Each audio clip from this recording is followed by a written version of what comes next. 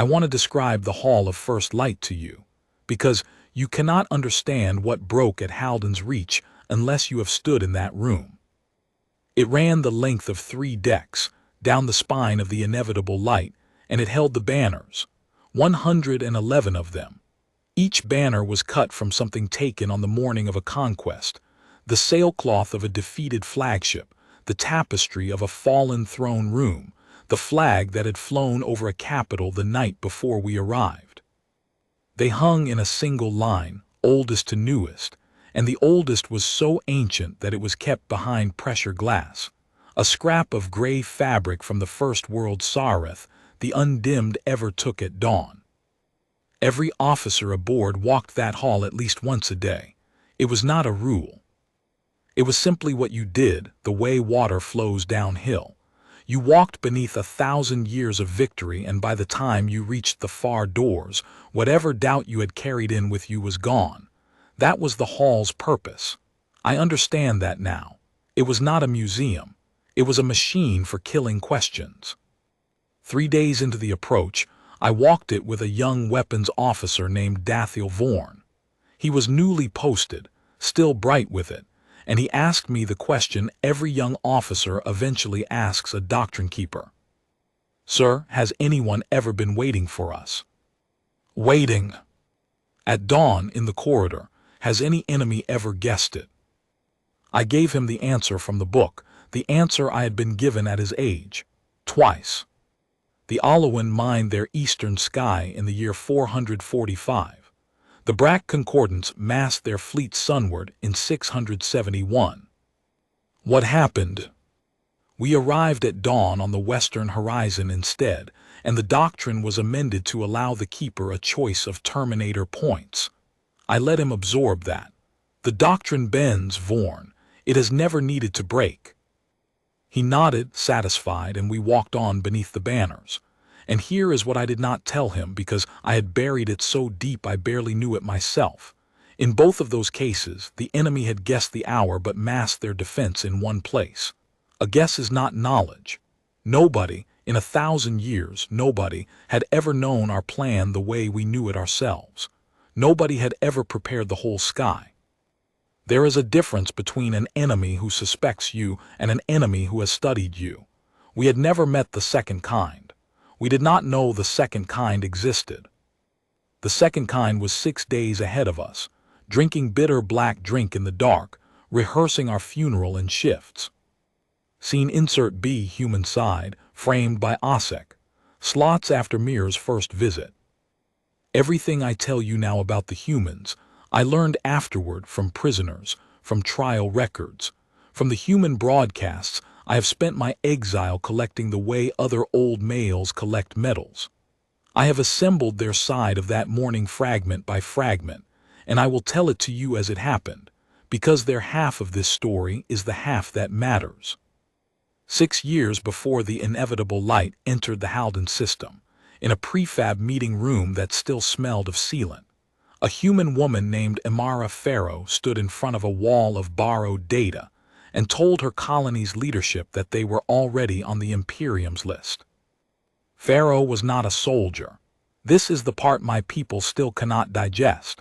She was a logistics administrator, a woman whose career had been freight schedules and grain silos, but she had spent 2 years processing Alawin refugees through the Reach's southern port, and she had done something no navy in the sector had thought to do. She had listened to them. The Alawin brought stories. Every refugee species in the shadow of the Imperium brought stories, and every proud government dismissed them as trauma, exaggeration, myth, the babbling of the broken. Pharaoh wrote the stories down, and she noticed that broken people from different worlds who had never met each other all described the same morning. The choir in the sky, the sun with ships inside it, the 100 seconds of singing before the world caught fire. She started buying records, salvaged sensor logs from Brack Rex, a Weeper Monastery's astronomical diary which had recorded, as a religious event, the exact position of our fleet against their sun. She traded grain futures for a corrupted Alawin defense archive and spent 8 months restoring it. And at the end of 2 years, she stood in front of her colony's council with 11 reconstructed Sarethi conquests laid side by side, synchronized to local dawn, and she pressed play. The council watched 11 different worlds die in perfect unison, same corridor, same spacing, same hymn, same 100 seconds. The colony's militia commander, a retired frontier officer named Prosper Okonkwo, whose name you will hear again in this story, sat silent for a long moment. Then he said the thing that decided everything. "That's not an enemy fleet, that's a train timetable." I have listened to the recording of that meeting many times. There is a pause after he says it. And then faintly, someone at the back of the room begins to laugh, not mockery, but the specific human laughter I have come to recognize, the laughter that means the fear just changed shape into something usable. That laugh, I believe, is the most dangerous sound in the galaxy. Empire should be briefed on it. Pharaoh's plan was heresy by any military tradition, including humanity's own. She proposed that Haldan's Reach should not build a fleet would be seen, and the Imperium's response to visible defiance was to simply bring more ships. Instead, the Reach would build an appointment. "We know the door they'll use," she told the council. "We know the hour down to the second, because their own religion publishes it every morning the sun comes up, so we don't defend the planet. We defend one corridor of empty space, on one specific morning, and we make that corridor the most expensive real estate in the history of war." 6 years. That is what the humans spent. 6 years of 250,000 people keeping a secret. And here is the detail that I want you to sit with, the one that tells you everything about the species that beat us. They practiced the evacuation as a festival. Every year, Cordry Basin held a civic celebration called Founders Week, during which, as tradition, as fun, districts of the city competed to relocate to the countryside fastest. Families timed themselves. Children got badges. Local news covered it with music and cooked meat smoking on open grills. Year by year the festival grew, and year by year more of the temporary, countryside housing became permanent, and the city's true population drained quietly away under the cover of its own party. Our long-range analysts watched 6 years of Founders Week broadcasts and classified them as primitive seasonal ritual, no military significance. They hid an evacuation inside a holiday. We hid a timetable inside a religion, only one of those secrets held. Scene insert C, the Decoy City Volunteers, slots after the freight revelation. The 4,000 who stayed in Cordry Basin called themselves the Porch Lights. I did not understand the name for years, until a human prisoner explained it to me. On their frontier worlds, when a family member is out after dark, you leave the porch light burning so the house looks awake, looks watched, looks loved. The 4,000 were the porch light of a city pretending to be alive. They were volunteers, everyone, and the selection had been brutal in its logic. No parents of young children, no one whose skills the defense couldn't spare, and by Pharaoh's explicit order, no one who volunteered too quickly. "I don't want martyrs," she is recorded saying. "Martyrs get sloppy. I want people who are afraid and staying anyway." I know the names of some of them now. I keep a list. It is a strange thing for an old Sarethi to keep, and my few visitors find it stranger still that I read it in the evenings. But I hold that if you help aim a fleet at 4,000 people, the absolute least of your debts is to learn who they were. There was a baker named Elias Wren, 68 years old, who kept his shop open through the entire final year because, he said, a city that smells of bread reads as a city with a future. Thermal satellites hours logged his ovens every morning. His ovens were, in a sense that no doctrine manual could have processed, a defensive installation. There was a young woman, Sana Akefer, who ran the colony's evening sports broadcast.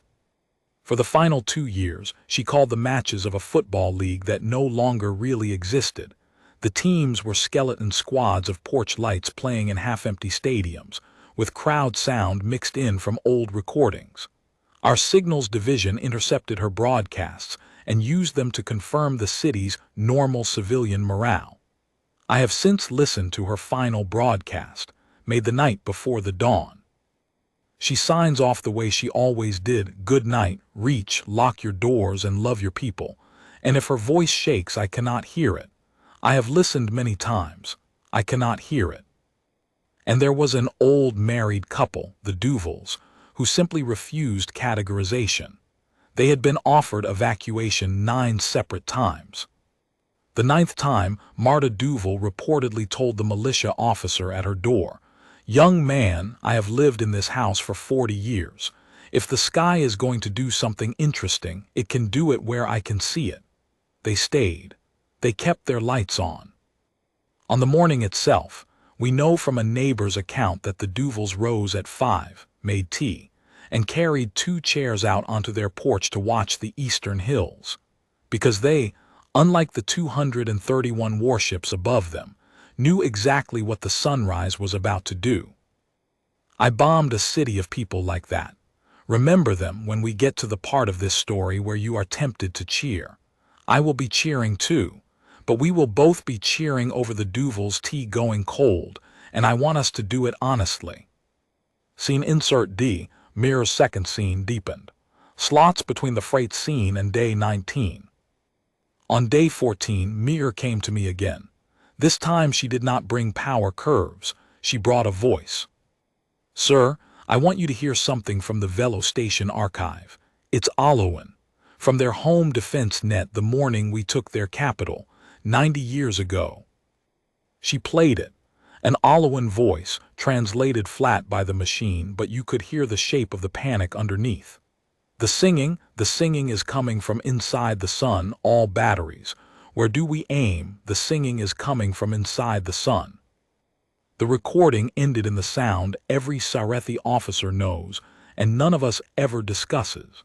The sound of a broadcast station ceasing to exist.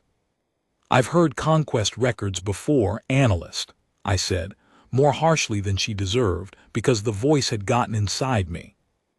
"Yes, sir, but this recording was in the freight, sir." She let that sit. "It was in a human data purchase. The Alowan sold copies of their own defense archives to human traders 4 years ago, 600 hours of material. I found the transaction in the Velo financial records. The humans paid in grain, medicine, and fusion cells." She looked at me. "Sir, why does a farming colony buy 600 hours of recordings of us?"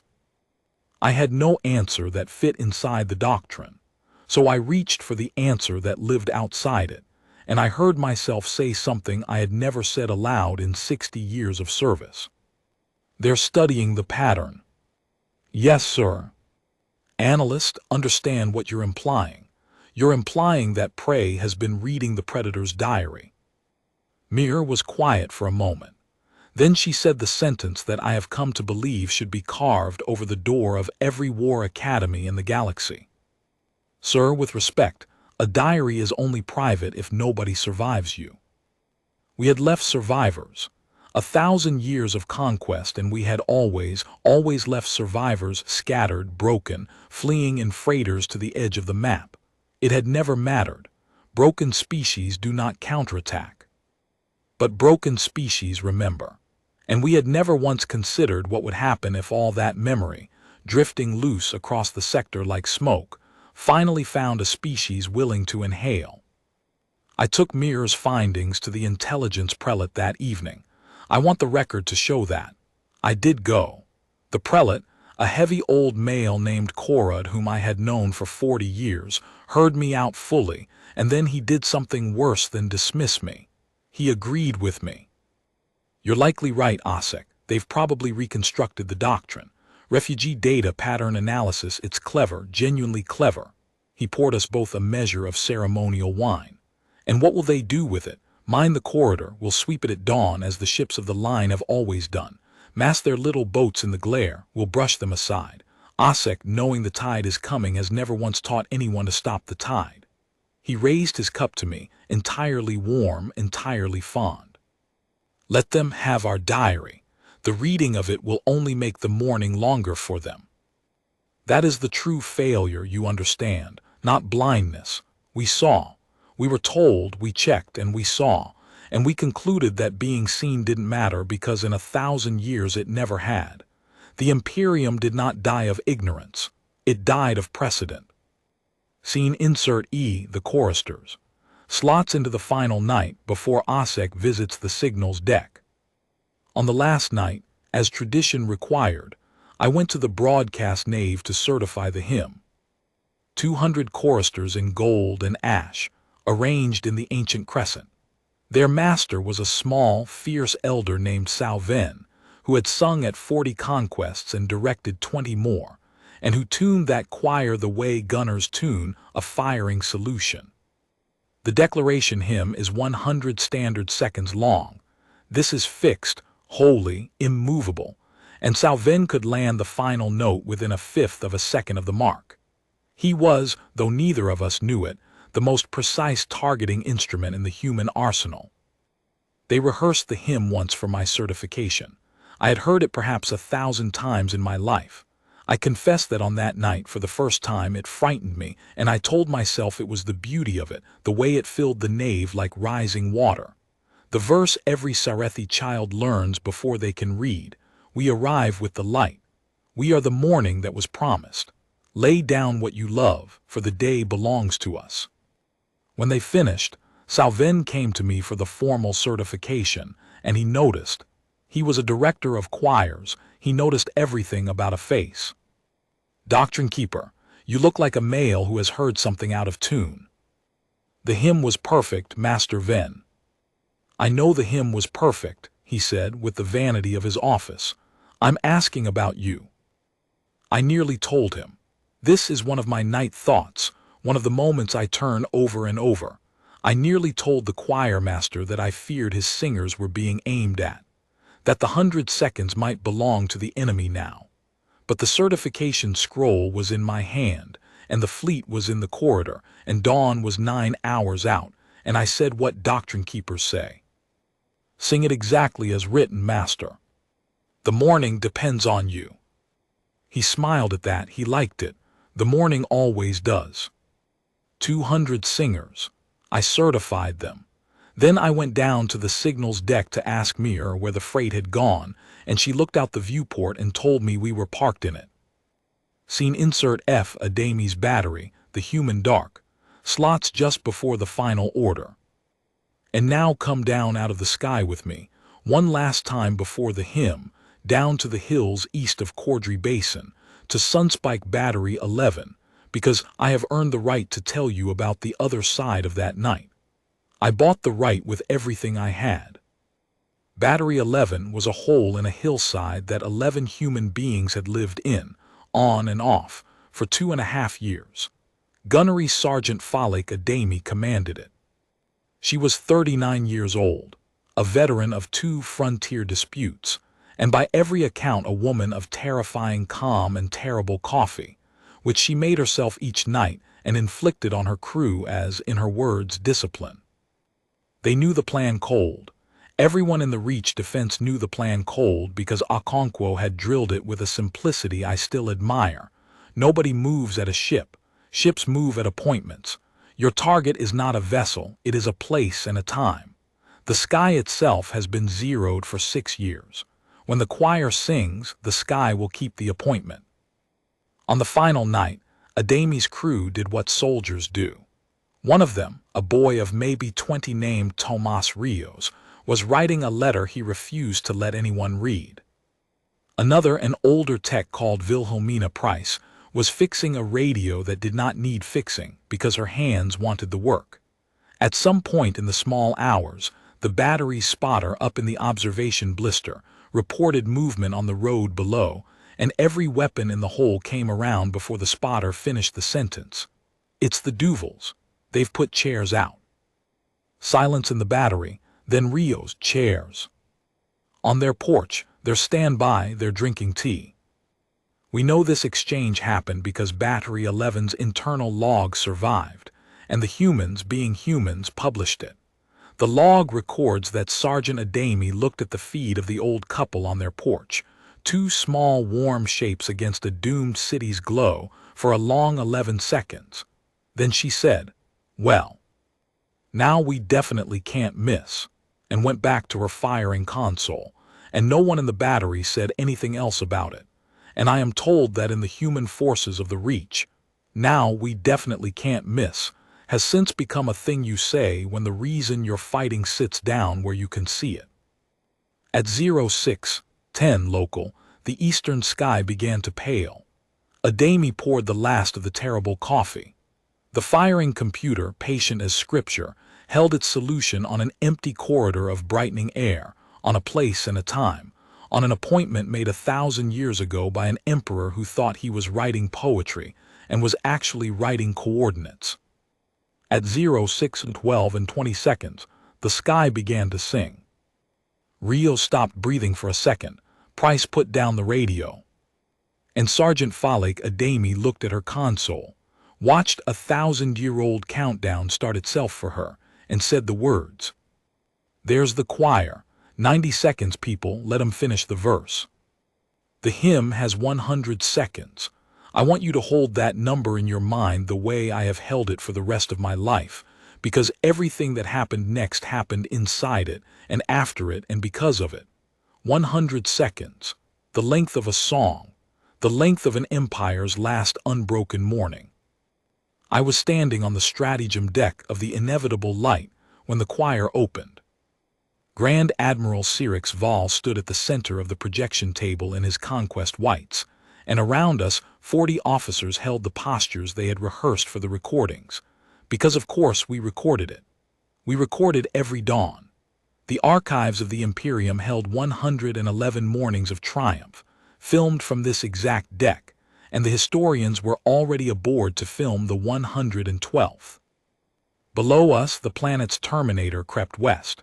Cordry Basin lay just inside the dark, its streetlights a small gold smudge on the edge of night. In 4 minutes the sun would touch its river. In 2 minutes our guns would. The choir reached the 20th second. "We are the morning that was promised."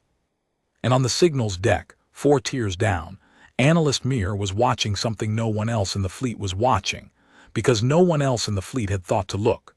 She was watching the corridor behind us, not the planet, not the target, the empty, sacred, swept silent lane of space that 231 ships had just glided through with their emissions cold and their sensor suites bowed in ceremonial passivity. She told me afterward, much afterward, in a place I will describe in Part 3, what she saw at the 31st second of the hymn. Her passive arrays caught a flicker of thermal blooms behind the fleet. Dozens, then hundreds, tiny, brief, disciplined, like a field of night flowers opening in unison. Cold-launched mines do not need engines to reach you if you have parked in the minefield. They only need to wake up. Mir did not follow protocol. Protocol was a request up 4 tiers of command, in writing during the hymn, a process that took, in rehearsed conditions, 6 minutes. She grabbed the emergency override on the fleet-wide address system, an act for which the penalty was death, and she screamed into every compartment of every ship in the formation. "Contacts astern all ships. Contacts astern, the corridor is seeded. Maneuver, maneuver, maneuver."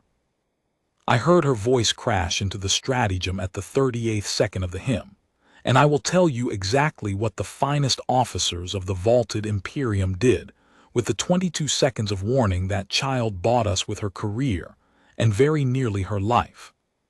We hesitated. Not out of cowardice, out of ritual, do you understand? The hymn was playing. In 1,000 years no Sarethi ship had ever maneuvered during the hymn. There was no procedure for it. There was no thought for it. The Grand Admiral's head turned toward the speakers with the expression of a priest who has heard someone cough in the holiest silence of the liturgy, offended before he was alarmed. Around the table, 40 officers looked at one another, each waiting for a superior to react first, and the superior of all of us was still processing the sacrilege. 60 seconds into the hymn, "Lay down what you love." I moved. I want this in the record not as pride but as arithmetic. I was the doctrine keeper, the one being aboard whose entire office was the ritual, and that meant I was the only one who could break it without waiting for permission. I lunged across the projection table, seized the fleet maneuver authority, physically, with my hands, from the console of a flag lieutenant too stunned to stop me, and I gave the only order I had time to compose. All ships, emergency thrust any vector now. Some ships obeyed. That is the tragedy inside the tragedy. Perhaps a third of the fleet, the younger captains, the frontier veterans, the ones furthest from the flagship's gravity, lit their engines and scattered. The rest held position for 3, 4, 6 more seconds, waiting for confirmation, waiting for the hymn to end, waiting for the universe to return to the shape it had held for 1,000 years. The hymn reached its 100th second. Salvin, master of choirs, landed the final note within a fifth of a second of the mark, flawless to the very end, the most punctual man in the Imperium. And the humans of Halden's Reach, who had waited 6 years, took their appointment. I have tried many times to describe the first volley, and I have learned that the truth works better than any poetry, so here is the truth of what a sunspike is. It is a missile the size of a grain silo, buried vertical in a hillside, cold, inert, invisible, and it does not seek its target. It cannot. It has no seeker worth the name because seekers can be jammed and decoyed, and the humans had decided 6 years earlier not to enter that contest at all. A sunspike flies to a place. A pre-surveyed, pre-computed coordinate box in the sky, and it arrives there at a preset second, and it fills that box with fire. You cannot spoof a weapon that isn't looking at you. You cannot jam an appointment. The hills around Cordry Basin held over 400 of them, and at the final note of the hymn, the eastern range of that quiet river valley opened like a seam, and the ground itself lifted into the sky on pillars of white flame. From the stratagem viewport it looked, and several officers said this aloud, in wonder in the last seconds of their old world. It looked like the planet was launching its own dawn at us. A second sunrise, rising to meet the one we had arrived inside. The Book of First Light had a chapter for enemy missiles. Volume Fire, Point Defense, the mathematics of interception. We were not helpless against missiles. No fleet of our tonnage could be. But interception mathematics assume the missiles are coming to you, that there is a chase, a closing geometry time. These were not coming to us. They were going to where we were scheduled to be, along tracks computed years in advance. And our fleet, most of it, was still sitting on its scriptural mark like an actor who has hit his stage tape perfectly for the 112th performance. The ships that had obeyed Mirror's scream and mine lived. Let me say that clearly, because it is the hinge of everything. Nearly every vessel that moved in those first 30 seconds survived the opening volley. The sunspikes could not chase. The humans knew they could not chase. Their entire war rested on us standing still, and for 1,040 years, standing still at dawn was the single most reliable behavior in the known galaxy. The Radiance-class battleship Crown of Embers took 11 simultaneous strikes and simply ceased, her 4,000 crew gone between one breath and the next. The Legion carrier Gift of Morning, with 9,000 drop troops locked in their harnesses mid-litany, broke into 3 pieces that burned all the way down the sky of Halden's Reach like a funeral written in fire. Around us the formation, the sacred spacing, mapped in scripture, identical for a millennium, became a diagram of exactly where to aim, and the second wave of sunspikes was already rising, and behind us, astern, in the swept and silent corridor, the minefield we had parked inside finished waking up. The inevitable light survived the first volley for the pettiest of reasons. She was the flagship, so the humans had assigned her the largest and most redundant target package, and my emergency thrust order, issued from her own deck, had moved her first. The sky where we had been standing turned white behind us. The shockwave of the Crown of Embers' death rolled through our hull like a struck bell, and I remember Grand Admiral Cyrix Vol gripping the projection table, staring at the tactical display as 1,000 years of certainty burned off it in real time. and saying, quietly, almost politely, to no one, "They fired on the him." Not they fired on us. They fired on the him. Even in the fire, even then, his mind reached first for the sacrilege. I have come to understand that this sentence was the Imperium speaking its true self with its dying breath. We had confused our ritual for reality so completely that being attacked during the song registered as a category error. As if the enemy had cheated at a game whose rules they had never agreed to, never been shown, and had in fact spent 6 years turning into a firing table. "Grand Admiral," I said, "the corridor is a killing floor. We must take the fleet down out of the glare or out of the system." He looked at me, and I watched something terrible happen in his face. I watched him reach for the book, even now, even burning, because the book had an answer for setbacks. The book had an answer for everything, and its answer was always, always the same. "Continue the descent," he said. "The doctrine holds. We arrive with the light. Signal the legions, begin the drop." I want to be careful here because it is easy from the far side of ruin to paint Cyrix Val as a fool, and he was not a fool. He was something worse and more common. He was a man whose every instinct had been correct for his entire life, in a system where those instincts had been correct for 40 generations, and he was psychologically incapable of processing that the ground truth had changed. Because for the Sarethi, the ground truth had never changed, not once, not ever. Courage for him meant holding the ritual under fire. It had always meant that. There was no morning in 1,000 years where holding the ritual had been wrong. There was now. The drop began at 6 minutes past the hymn. 90,000 had been embarked.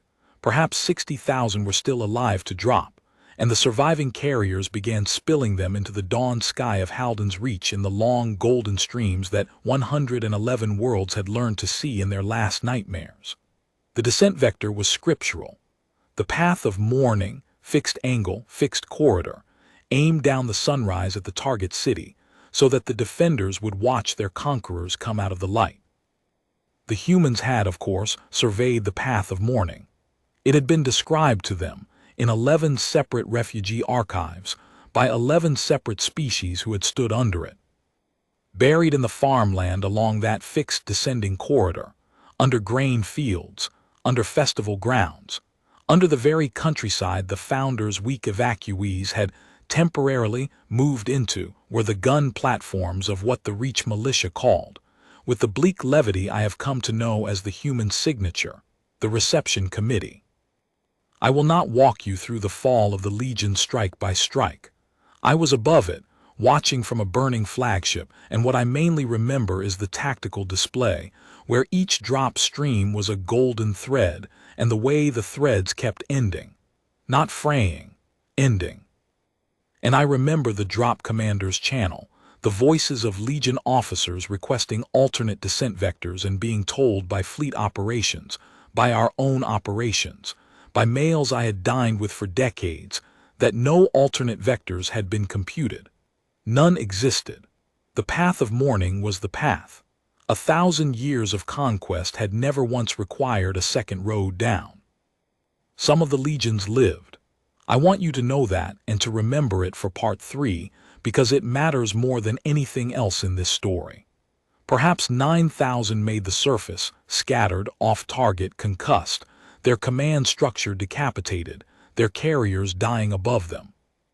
9,000 Sarethi soldiers of the First Light Order came down alive in the farmland and river country of Halden's Reach, into the arms of a species they had crossed the stars to erase. Hold them in your mind, we will come back for them, the humans did. In orbit, the battle, I use the word loosely. One does not really call an ambush a battle until the ambushed side begins to think, entered its second phase, and the second phase belonged to the stealth platforms. They had drifted in our formation gaps for months, powered to nothing, wrapped in radar black sheeting, cold as the vacuum around them, gun frames the size of corvettes, holding position inside our parade spacing, because our parade spacing was published scripture, and the humans had simply reserved themselves seats. When the minefield went active astern and the sunspikes rose from below, the platforms lit up from within the formation itself, and the surviving ships of the vaulted Imperium found themselves in a knife fight with an enemy who was already inside their arms. And here is where I must tell you something that no Sarethi account of Haldan's Reach has ever admitted, and which I will therefore admit twice. The human fire discipline was merciful. I do not mean gentle. The corridor was an abattoir, and they had built it. I mean discipline toward a purpose that was not slaughter.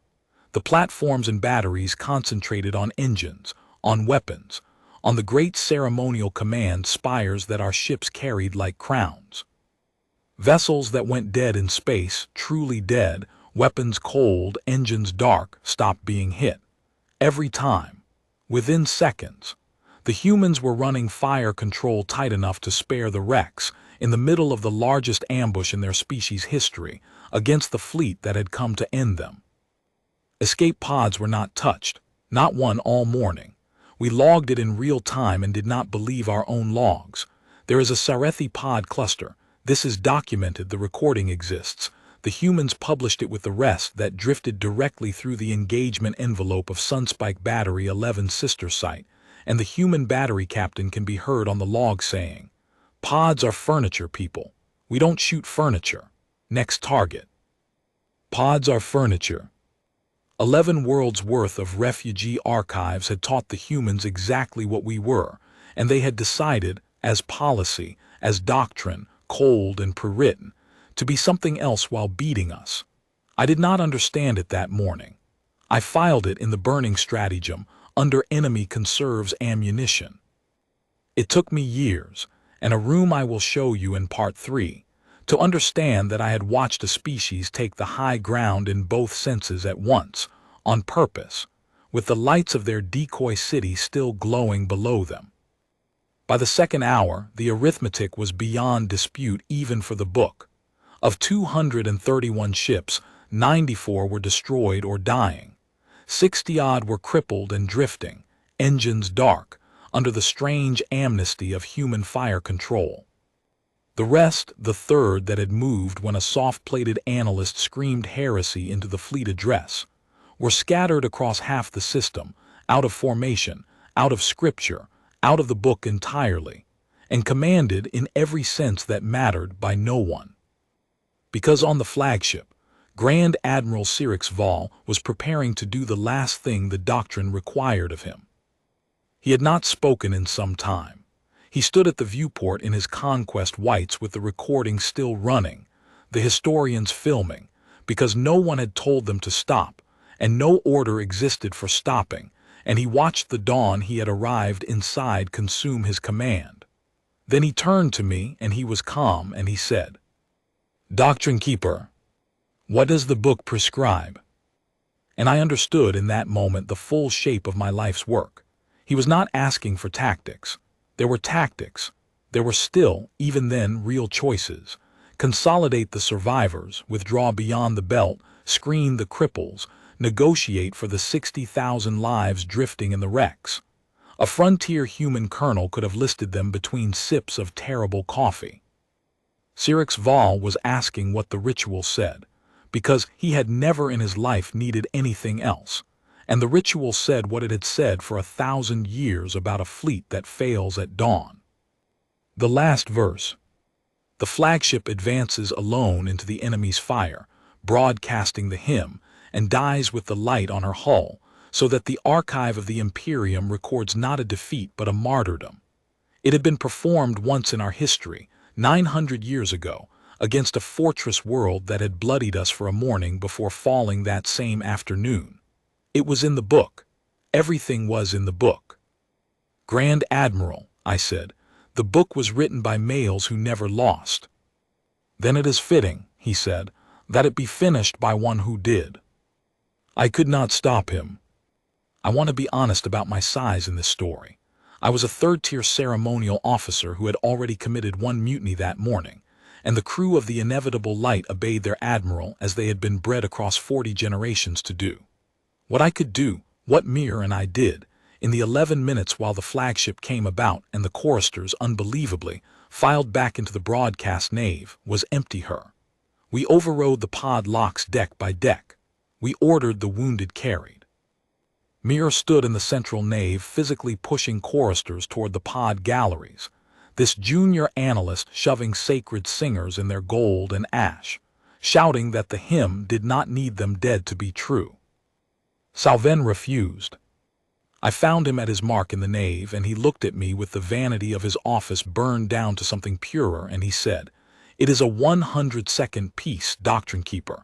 I have never once let it be performed badly, and it has never mattered more that it be performed well." Then he smiled. "Get my singers off the ship. The recording will carry the choir. The dead may lip-sync." I got his singers off the ship, 181 of 200. The rest stayed with their master, and I have never decided, in all the nights since, whether what they chose was the most Sarethi thing that happened that morning or the most human. The inevitable light went in alone at the third hour, broadcasting the hymn at maximum power, one voice choir of 19 and a dead master's recording, straight down the throat of the corridor she had been built to sanctify. The humans watched her come. We know because they published everything, they always published everything, that the fire control debate went all the way up to Colonel Prosper Okonkwo himself, batteries requesting weapons-free on the flagship, and that Okonkwo watched the great burning cathedral advance on his world, singing, alone, and gave an order that no chapter of the Book of First Light could ever have predicted. Take her engines and her guns, nothing else. Nobody dies for a song. Sunspikes are appointments, but the platforms could aim, and they aimed the way surgeons cut.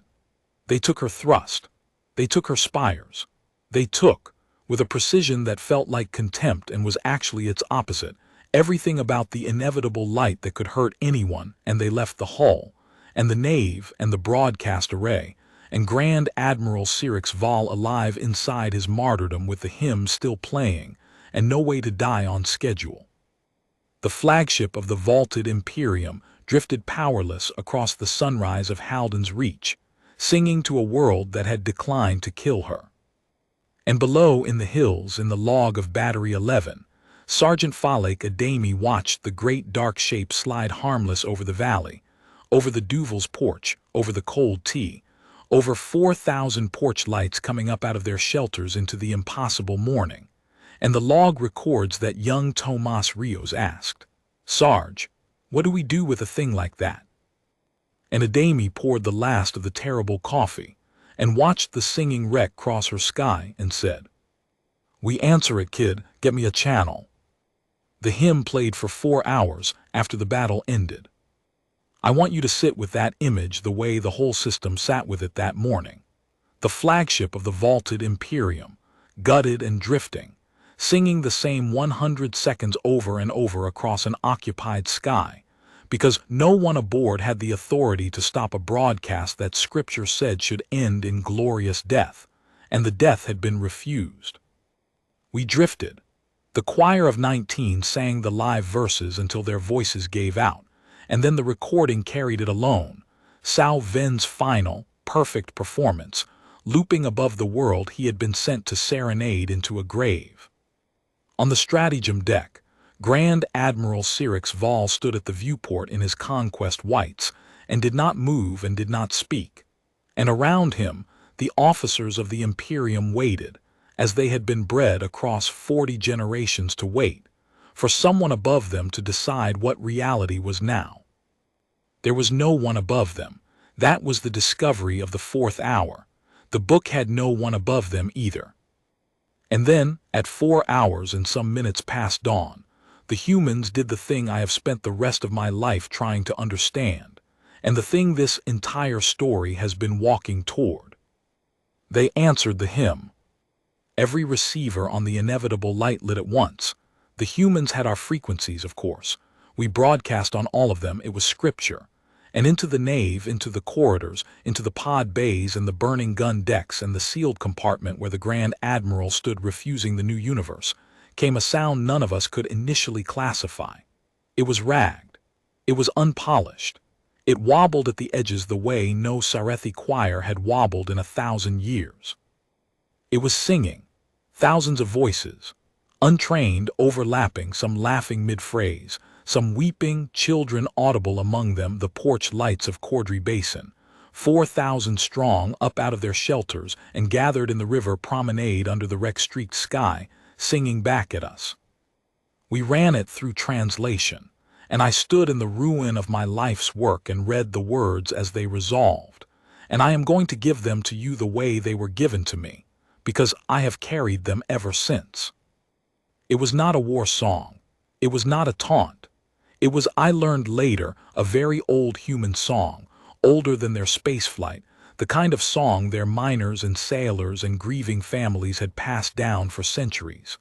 The refrain, as our machines rendered it, was this: "The morning is nobody's. The morning is nobody's. The sun comes up for the ones who stayed. The morning is nobody's." They had heard our hymn, "The day belongs to us," 11 archives deep, for 6 years, and they had prepared their reply the way they prepared everything, in advance, all together, and aimed precisely at the seam of the thing. I watched Grand Admiral Sirix Val listen to it.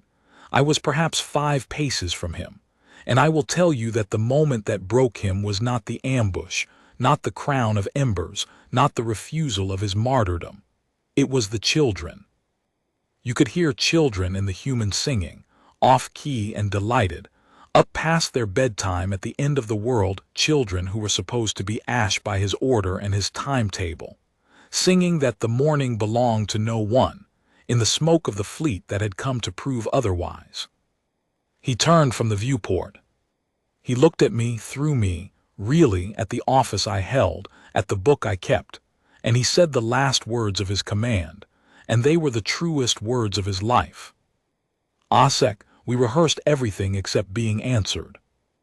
Then he removed the golden collar of the first light order, set it on the projection table with the terrible gentleness of a male handling a dead child, and formally transferred fleet authority, such as it was, to the ranking survivor structure, which, through 11 deaths and 1 mutiny that no one had yet gotten around to charging, included me. I surrendered the vaulted Imperium's expeditionary fleet to Colonel Prosper Okonkwo of the Haldan's Reach militia at 6 hours past dawn, on an open channel, with the human song still audible under my words. I was the 3rd highest surviving officer. The 2 above me refused the duty, not out of defiance, out of vertigo. There was no right for it.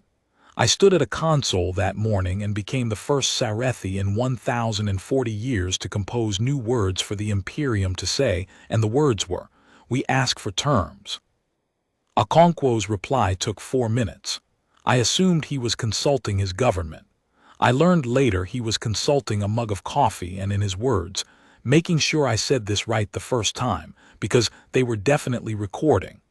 When he came back, his voice was unhurried, frontier flat, the voice of a male who had spent 6 years knowing exactly how this morning would go. Terms as follows: 1. All weapons cold and they stay cold. 2. Your medical sections are now the priority of both fleets. We count your wounded as wounded, not as inventory. 3. Nobody touches your pods, your wrecks, or your dead without your officers present. We know what your dead mean to you. We read the archives too. A pause. 4. You'll want to know about your ground troops. 9,000 and change came down alive.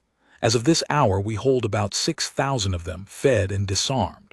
The rest are lost in our river country, and my people are hunting them. My blood went cold at hunting. The word had one meaning in the archives of the Imperium. Hunting them, Okonkwo continued, with loudspeakers, food drops, and maps to the surrender points. It's cold at night out there and half of them can't digest our proteins.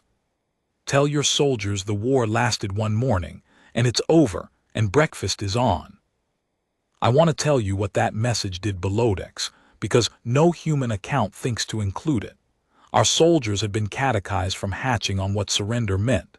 The Imperium had taught 111 species what happened to prisoners, and every Sarethi trooper assumed, reasonably, symmetrically, that the lesson ran both directions. The legions in the river country weren't evading capture out of hope. They were evading it out of certainty. And so the humans spent the following days doing the most alien thing our species had ever witnessed. They advertised mercy. They dropped leaflets in perfect ceremonial Sarethi. Refugee linguists had helped write them years in advance. The mercy was pre-planned, do you understand? The mercy was in the war plan, and the leaflets said things like, prisoners eat twice daily. Your wounded are being treated. The hymn was wrong about us. Follow the river downhill. The hymn was wrong about us. Written in advance, filed next to the firing solutions. I have seen the original planning document with Amara Farrow's annotations in the margin, and next to that leaflet draft she had written in her small logistics administrator hand. If we win, this sentence does more than the mines did. She was right. She was right about everything, that woman, but she was rightest about that. Let me tell you about the Legionnaires, because I promised you in part 2 that we would come back for them, and because their story is the part I would keep if I could keep only one. 6,000 surrendered in the first week, walked down out of the hills by loudspeaker and leaflet. 2,000 more came in over the following month, in 2s and 10s, gaunt, sick on incompatible proteins, carrying their wounded on litters made of drop harness webbing. The humans logged every single one by name.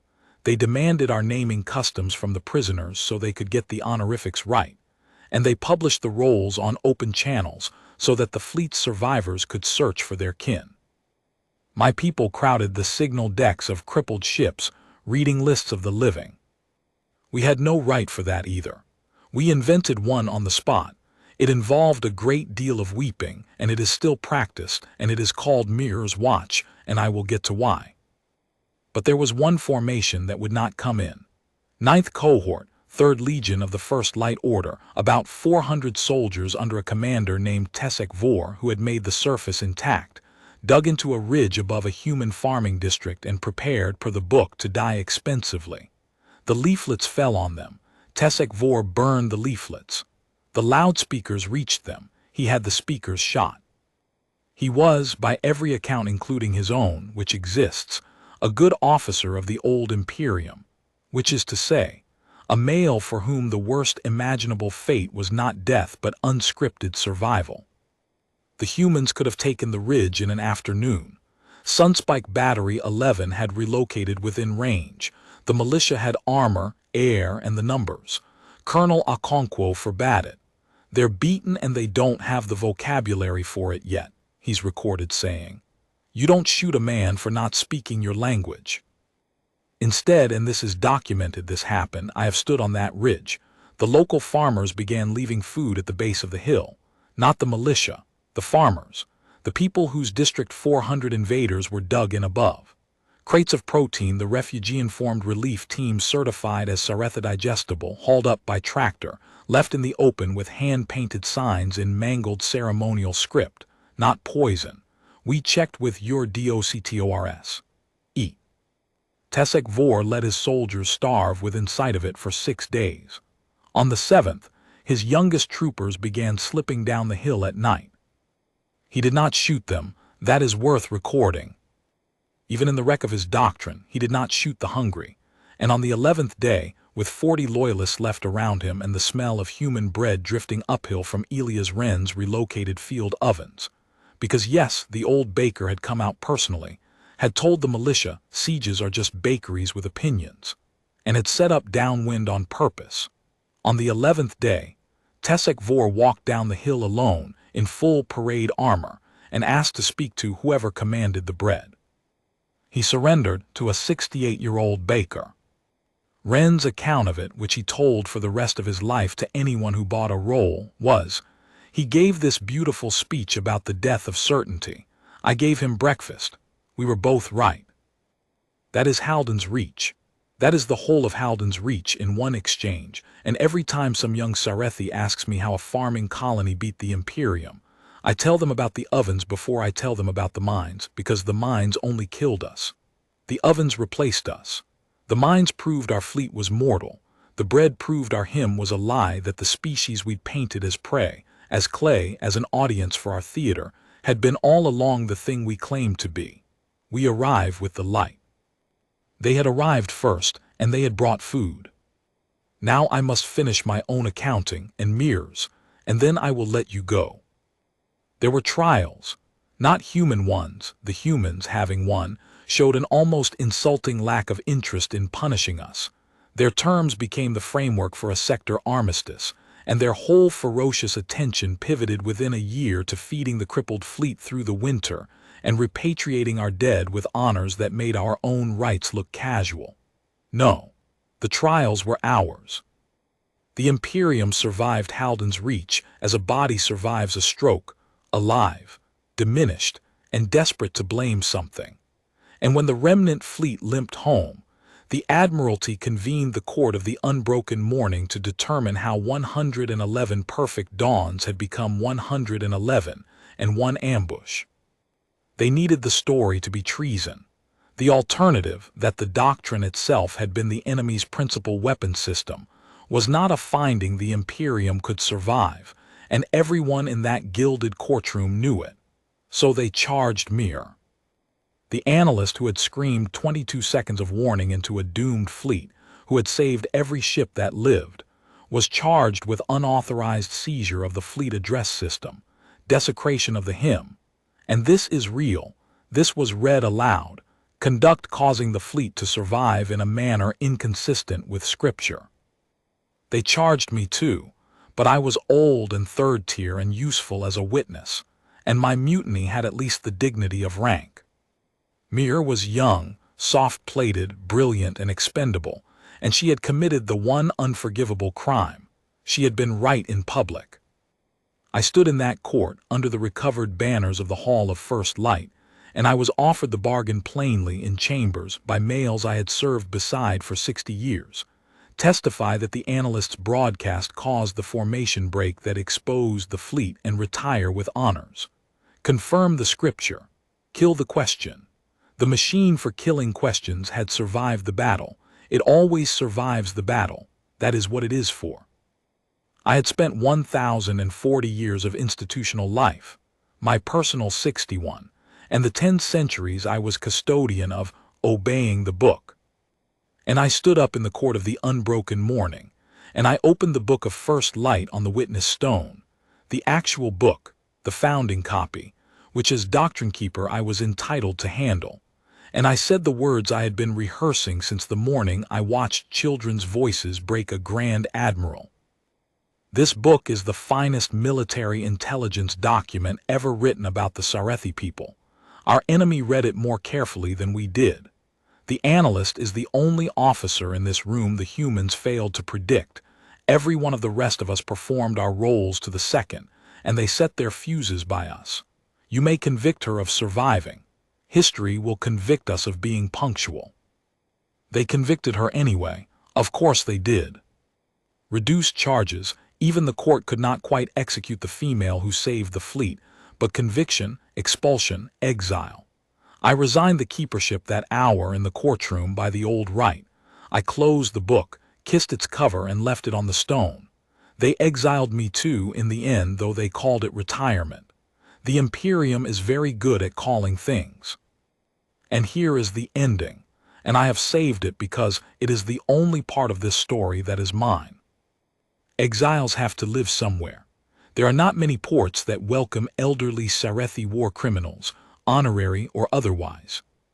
But there is one world where our species' name is spoken without hatred, where 9,000 former legionnaires settled after repatriation was offered, and to the Imperium's lasting bewilderment, largely declined. Tesek Vor farms there. He grows grain for a bakery. I am told he gives a speech about the death of certainty every harvest, and that Wren's grandchildren heckle it affectionately, as is now tradition. I petitioned Halden's Reach for residency in my 90th year. The application asked in the human way, blunt as a rifle, reason for immigration. I wrote, I aimed a fleet at your sunrise. I would like to spend what remains of me learning what you saw in it. Some human clerk stamped it approved and wrote in the margin, I have framed it, honesty noted. Welcome to the Reach. Mind the winters. Mir met me at the port. That is the room I promised you.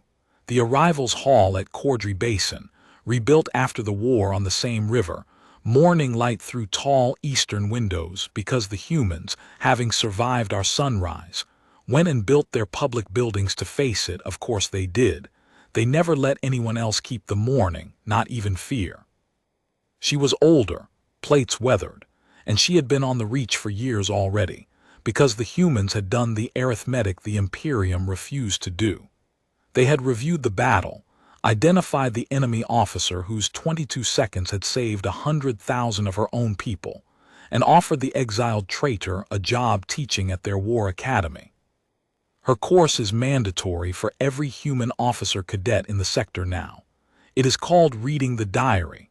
Her opening lecture begins with an Alawin recording and the sentence they eventually carved over the academy doors. Her sentence: "A diary is only private if nobody survives you." We stood in the morning light of the world we had come to burn, two heretics with one mutiny between us, and I asked her the question I had crossed the sector to ask. Analyst that morning. If Val had listened, if we had swept the corridor, come in dark at midnight from the west, could we have taken this world? Mir looked out the tall windows at the river, at the promenade where 4,000 voices once sang the morning free, and she gave me the answer she gives her cadets, the answer I have chosen to end my confession with, because after all my years keeping doctrine, it is the only doctrine I have left. Sir, we were never one decision away from winning. We were 1,000 years of decisions away. They didn't beat our plan. They beat our certainty, and certainty doesn't lose battles, sir. It schedules them. The sun cleared the eastern hills as she said it, the way it does, the way it always will over the river, over the academy, over the Duval's porch where two chairs still sit, kept forever now, facing the dawn. The Imperium was right about one thing all along. The morning truly is an announcement. It rises on every world and declares, to anyone disciplined enough to listen, exactly who owns the coming day. We spent 1,000 years thinking it spoke of us. We were only ever the ones it was warning.